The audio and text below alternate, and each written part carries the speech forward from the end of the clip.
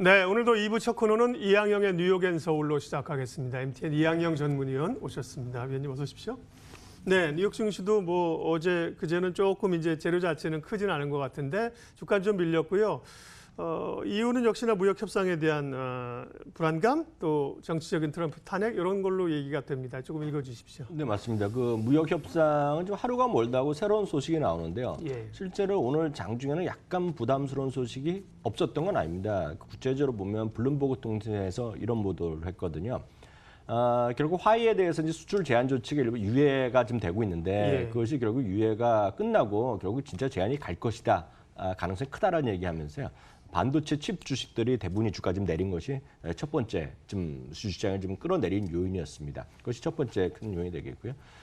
두 번째는 이제 바로 이제 탄핵 얘기가 되겠는데요. 어저께 이제 처음에 트럼프 대통령이 대화를 공개할 때만 하더라도 뭐 별거 아니다, 있다라는 정도였는데요. 오늘 민주당에서 카드를 하나 꺼내놨는데 백악관의 내부 고발자에 뭐 8페이지지 9지짜리 쪽에 보고서가 나왔거든요. 네. 그래서 이제 우크라이나 대통령 뭐 관련해서 여러 가지 하는데 결국은 이겁니다. 지금 백악관에서 대통령의 지위를 이용해서 2020년 대통령 선거에 뭔가 좀 잘못된 힘을 사용하고 있다. 뭐 이런 얘기거든요. 구체적으로 우리가 뭐 알 수는 없지만은요. 그런 것들을 갖고 이제 계속 이슈가 되면서 주식시장이 약간 혼조권이었다라고 보셔야 되겠는데요. 모르겠습니다. 그건 전부 다 제가 보기에는 그냥 갖다 하는 얘기 같고요. 전체적으로 주식시장 측면에서 보면 어저께 오른 거에 대해서 약간의 다시 반락 정도 있었다라고 보시면 되겠고요.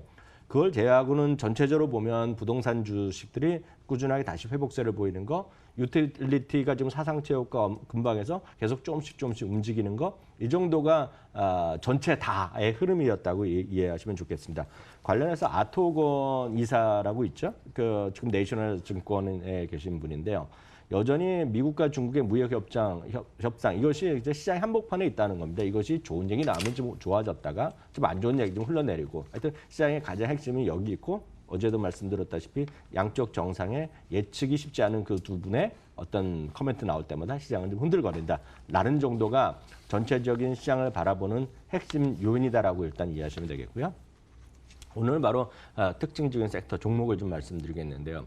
오늘 이제 큰 대분류는 11개가 있고 그 밑에 보면 중분류, 소분류가 있는데요. 중분류를 보면 이제 증권 업종이라고 있습니다. 전체적으로 보면 금융 업종 밑에 있는 곳이 되겠는데요.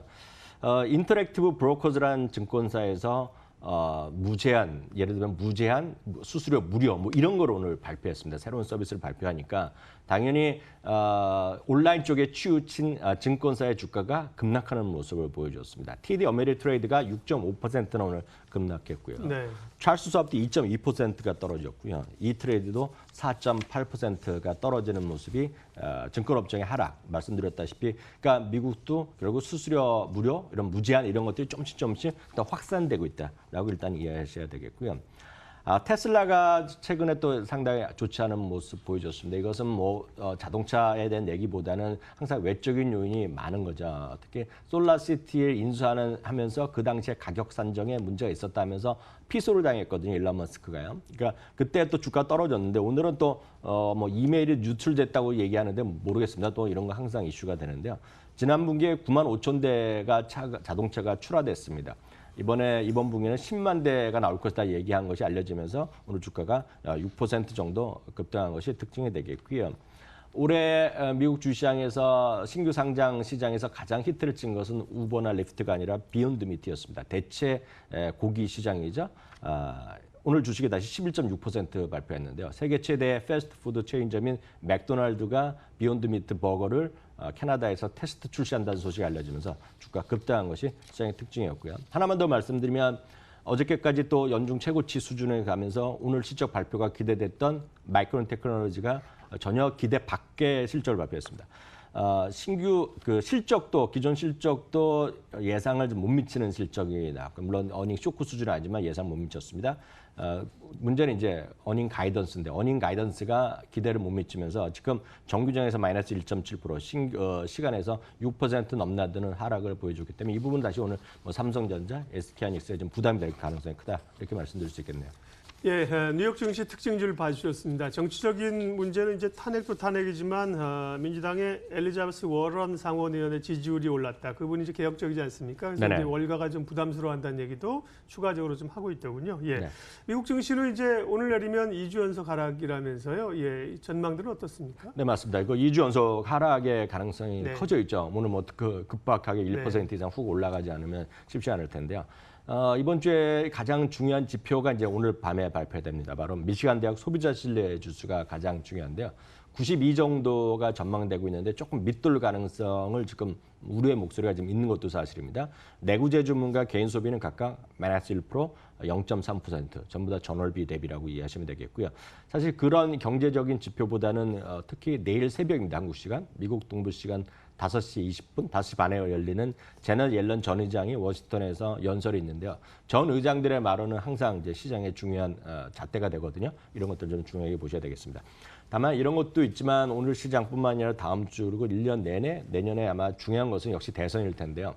대선에 그 변수가 나타났죠. 왜냐하면 다들 이제 조 바이든 의원이 지금 결국은 이번에 미국의 민주당의 대선 후보가 될 가능성이 크다라고 네. 얘기했던 거였는데요. 아, 워런 얘기 준비하셨네요, 위원님. 네, 네, 준비를 했습니다. 그런데 이게 보시면 이제 최근 들어서 완전히 네. 급박하게 바뀌고 있습니다. 이게 보면 딱 설문조사, 뭐 지지율 이런 네. 거라고 일단 이해하시면 되겠는데요. 지금 보시는 화면이 어디서 조사한 것부터 말씀드리면 그 버클리 있는 캘리포니아 주립대학 버클리에서 지금 조사한 건데요. 6월 달에 조사가 엘리자베스 워런이 18%였는데요. 지금 29%가 되고 있고요. 그 확률로 보면 뭐 선거에 보면 이길 확률이 지지도랑 확률이랑 또 다르지 않습니까? 그 수치를 제가 갖고 있는데 보면 거의 70% 정도로 후보가 될 가능성이 커져 있습니다. 제일 커져 있습니다, 지금. 네. 근데 이제 엘리자베스 워런이라는 분, 이분은 이제 아시는 분 계시겠지만 민주당의 매사추세츠의 상원 의원이 되겠는데 상당히 개혁적 인물로 알려져 있고요. 워런이나 샌더스나 그랬죠. 네, 그러니까 샌더슨 정도보다는 아니지만 네, 네. 거기에 버금가는 분인데요. 네. 올 봄에 이런 일이 있었어. 올 봄에 그러니까 미국에서 의료보험이라든가 제약주가 떨어진 적이 있습니다. 그때 보면 메디케어 for all이라는 거가 있습니다. 그러니까 영어 좀 어렵지만 우리를 보면 아주 쉬운 겁니다. 국민 의료보험이거든요. 우리나라나 대부분의 국가들이 국민 의료보험이 됐는데 미국 그게 안 돼 있거든요. 그러니까 선택적으로 돼 있고 기업들을 뭐 위주로 돼 있고 있는데 그래서 상당히 비싸죠, 이 부분이.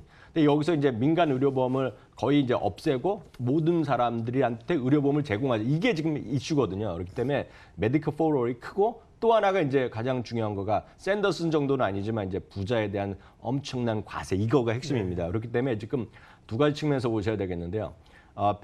이 민주당을 기존에 지지하면서 펀딩 많이 하던 이제 뭐 소위 백만장자들 이런 월가 있는 사람들이 지지 철회 우려가 있습니다. 그리고 이제 그런 사람들이 뭐 정말 그럴지 모르겠지만 나는 이제 트럼프를 지지하겠다 이런 얘기가 지금 나오고 있다는 것 자체가 시장에 좀 뭐 약간 이슈가 될 가능성이 있겠고요. 또 하나는 역시 헬스케어 섹터입니다.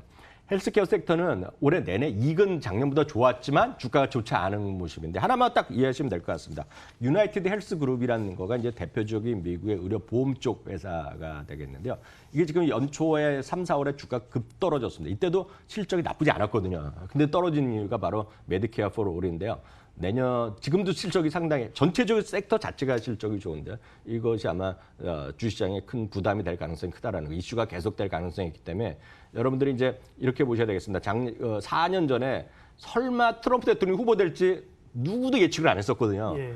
근데 이제 바뀌었거든요. 그러니까 이 부분도 여러분들 아마 엘리자베스 워런에 대해서 한번 여러분들 많이들 보셔야 될 가능성이 있어서 오늘 먼저 좀 소개해드렸습니다. 네. 트럼프 대통령이 공화당에서 대선 주자가 될지 몰랐고 대통령이 될지 몰랐죠. 네. 그런 일들이 블랙스완들이 벌어지니까요. 예, 정치 얘기도 해주셨고요. 미국 들어오고 이제 3분기 실적 시즌에 슬슬 도입하게 됩니다. 3분기 실적 관련해서 관전 포인트는요? 네, 뭐 다음 주부터는 해서 이제 프리 어닝 시즌에 네. 이제 미국도 돌입하는데요. 아주 간단하게 말씀드리겠습니다.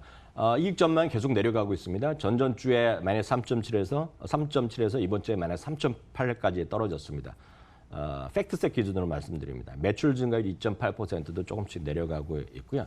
어닝에 대해서 그 가이던스를 낮춘 기업이 압도적으로 2배 이상 많습니다. 지금 현실이 그렇다라고 82대 31이 되겠고요. 중요한 거는요. 이익이 3분기에도 계속 증가 내지 내지는 조금 눈높이가 낮아더라도 이게 증가하는 것은 달랑 4개밖에 없습니다. 그중에서 특이한 것이 좀 대표적인 것이 유틸리티 그리고 부동산 헬스케어인데 헬스케어는 여기에 나와 있지만 그게 재미없을 가능성이 큽니다. 앞서 말씀드렸던 요인들이 계속 민주당이나 월가의 워싱턴에서 부담이 될 수밖에 없기 때문에 그건 약간 차치해 두셔야 되겠고요. 역시 유틸리티와 부동산 섹터만이 지금 이익으로 지금 증명된다 보셔야 되겠고요. 제일 오른쪽에 끝에서 두 번째가 바로 뭐냐면 기술주입니다.